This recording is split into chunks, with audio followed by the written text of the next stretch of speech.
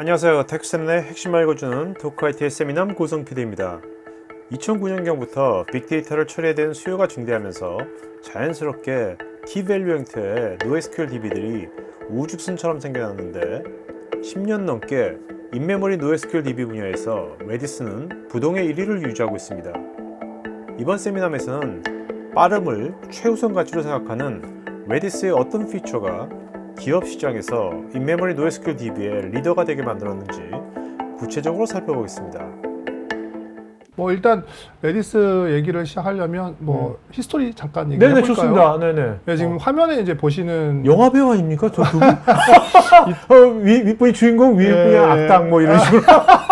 약간 그런 모드를 포스가 노린 건 아닌데 네. 느낌이 살짝 그러네요. 네, 그 이제 위에 있는 그 그림이 그 살바토레라고 하는 이제 당시의 닉네임이 엔타이레즈라고 하는 닉네임을 사용하셨던 코더고요. 네. 이분이 이제 자기 개인적인 목적으로 그 딕셔너리 서버 같은 거를 이제 간단하게 C로 짜서 이제 올리게 됐습니다. 그게 커뮤니티 환경에서 굉장히 큰 호응을 얻게 되고, 사실 당시에 메모리에 단순하게 데이터를 올려서 가져다 쓸 수 있는 그런 목표는 여러 군데 있었고, 커뮤니티 프로젝트가 몇 개 있었어요. 네. 근데 그 중에 이제 가장 성공적으로 남은 게 이제 레디스라고 볼 수가 있게 되고, 근데 요 개발을 하는 게 호응이 커지다 보니까 개발에 대한 비용이 많이 들어가잖아요. 그게 한 몇 년 전 정도? 2009년인가 2009년? 시작한 걸로 제가 기억을 하고 있고요.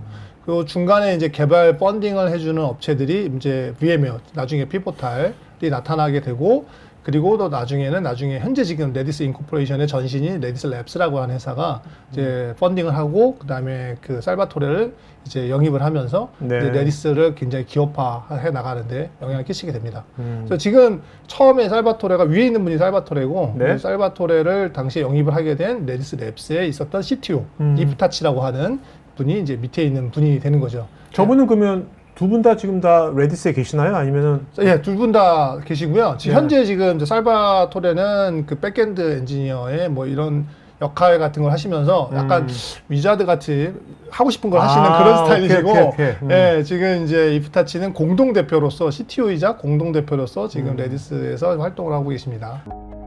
우리가 NoSQL 하면 제일 먼저 떠오르는 것이 비저형 데이터를 처리하는 것인데, 레디스는 이와는 달리 빠른 데이터 처리를 최우선으로 하는 아키텍처로 시작되었습니다. 저희가 NoSQL 데이터베이스로 자리매김을 하고 있고 저희가 성장해 나가고 있는데, 실제로는 그 단순히 다른 NoSQL과 동등한 형태의 그 비교를 하는 게 아니라 저희는 일단 빠른 스피드라는 목표 지점을 설정을 하고 그걸 기준으로 아키텍처를 재편한 형태로 얘기를 하고 있습니다. 그러니까 보통 이제 NoSQL이 나온 것이 이제 SNS가 나오면서 그 예. 비정형 데이터가 엄청 많아지니까 빅데이터로 맞습니다. 그거 핸들링 하려고 맞습니다. 나온 거잖아요. 빠름은 맞습니다. 아니었거든요. 그죠? 네, 맞습니다. 비정형의 빅데이터였죠. 맞습니다. 네. 이건 다른 건데. 네.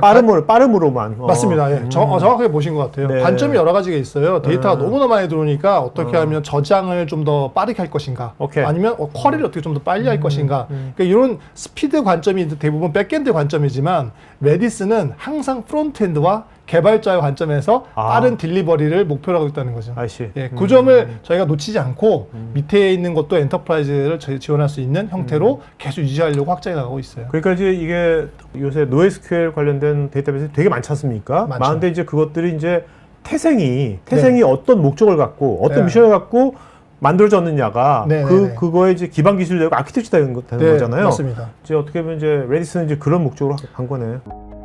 빠름을 추구하는 수많은 인메모리 DB가 있는데, 레디스는 도대체 어떤 면에서 차별화를 두고 있는 것일까요? 궁금한 게, 네. 저 당시 살바토레가 이제 그 레디스 저걸 만드셨을 네. 때, 그 커뮤니티에서 되게 호응이 좋았다고 그러지 않았습니까? 네.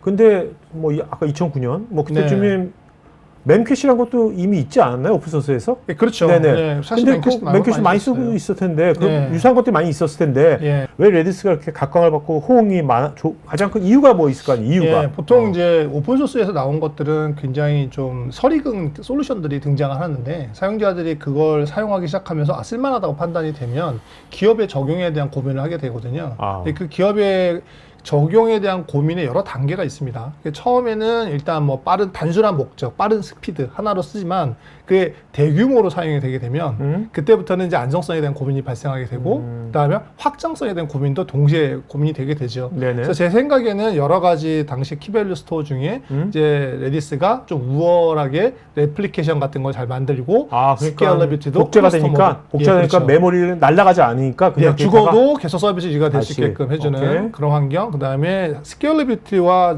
안정성 같은 것들은 동시에 움직이거든요. 그러니까 메모리 안에 데이터를 계속 놓다 보면 VM 사이즈에 있는 혹은 베어메탈의 메모리 셀이 넘어가면 확장성 문제도 다시 동시에 고민해야 되잖아요. 안 그러면 장애가 발생하니까요. 그렇죠. 네. 그것들을 어떻게 해결할 건지 고민했을 텐데 커뮤니티에서는 이제 클러스터 모드라는 걸 만들어서 여러 개 분산 처리할 수 있게끔 구조를 개선하게 되는 거죠. 그래서 단순히 솔루션만 개선된 게 아니라 아키텍처 자체가 굉장히 성숙하게 되는 게 레디스의 이제 과정이라고 볼 수가 있습니다. 어떻게 보면 이제 레플릭션으로 안정성을, 그다음에 클러스터로 확장성을. 네, 그렇죠. 생성형 AI가 확산되면서 벡터 데이터 타입 처리에 대한 수요가 급증하듯이 애자일한 디지털 경제에서는 다양한 데이터 타입에 최적화된 대응을 할 수 있는 데이터베이스를 기업들은 선호할 것입니다. 그래서 레디스가 기존에 있던 오픈소스가 가지고 있던 그런 기능들을 보다 더 기업 친화적인 형태로 기능 계속 개선하고 있어요. 그러니까 단순히 처음에 레디스는 데이터 타입을 미리 지정해서 저장하는 형태로 데이터를 빨리 가져갈 수 있게 됩니다. 그러니까 데이터 타입을 저장하지 않으면 가지고 올 때마다 데이터 타입을 전환해야 되고 타입캐스팅이라고 보통 하는데 전환하거나 뭐 이런 걸 해서 가져가야 되지만 레디스는 빠르게 전달하기 위해서 데이터 전환하는 필요성을 줄이려고 노력을 했거든요. 그래서 보시면 뭐 스트링이라든가 sorted set이라든가 맨 아래 있네요. 해시라든가 맨 아래 있죠. 예, 저런 식으로 데이터 타입을 미리 사전에 정의해서 저장하고 가져가고 하도록 노력을 하게 된 거죠. 근데 레디스는 그 데이터 타입을 확장해서 제이손도 저장할 수 있고 제이손이 저장이 되면 다큐멘트 DB가 되거든요. 그렇죠. 이제 제이손도 저장할 수 있게끔 되고 그 여러 엘리먼트 안에 벡터라고 하는 벡터 값도 저장할 수 있게끔 함으로 인해서 벡터 DB로도 작동할 수 있게끔 되고 뭐 이런 기능들을 저희가 추가적으로 늘려나가고 있는 겁니다. 생성형 AI RAG를 포함한 다양한 레디스 유즈 케이스들이 궁금하시면 우측 상단에 카드 링크를 클릭하셔서 관련 영상을 보실 수 있고 레디스 관련 문의는 여기 메일로 하실 수 있습니다. 테크 전문 채널 토크IT에서는 데이터 저장, 분석, 보호 관련 다양한 전문가들과 언제든지 상담하고 소통할 수 있는 구해줘 데이터란 공간이 있습니다. 구글에서 한글로 토크IT 치시거나 우측 상단에 링크를 클릭하시면 됩니다. 여러분의 좋아요와 구독은 컨텐츠 제작에 큰 힘이 됩니다.